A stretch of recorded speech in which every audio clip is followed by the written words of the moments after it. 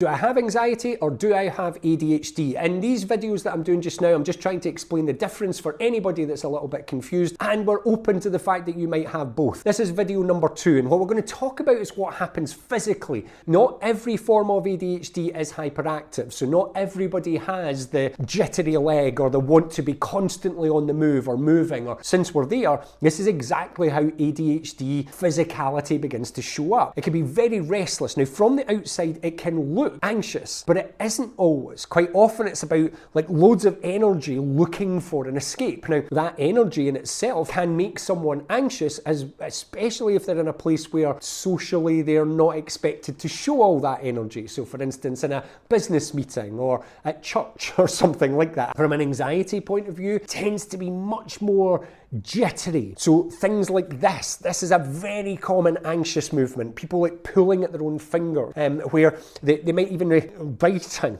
It's something about it that's like a different level from ADHD fidgeting. You know, that's just me jittering my leg. You can't see that. In fact, if I do it with this, like, it's just bouncing up and down. But actually, this is much more frantic. It's got something about it because what the person is looking to do is trying to manage the anxious feelings that are inside and keep them inside while they are desperately trying to leak out. So by doing these types of things, this is how they're trying to dispel that anxious energy. That makes sense? Now, is it a potential that you could have both? As I've said in all of these videos, absolutely. You could be both. Some people who can't sit still grow up with a lifetime of being told to stop it, to calm down, when actually in their head they still are. And therefore you can get into these socially anxious or anxious moments where you don't quite know how to do what to do with your body. And when you start to notice your leg jiggling, it then makes you anxious. However, frantic, sudden, kind of jerky movements, quite often associated to anxiety, much more constant patterned movement, normally a little bit more ADHD. But again,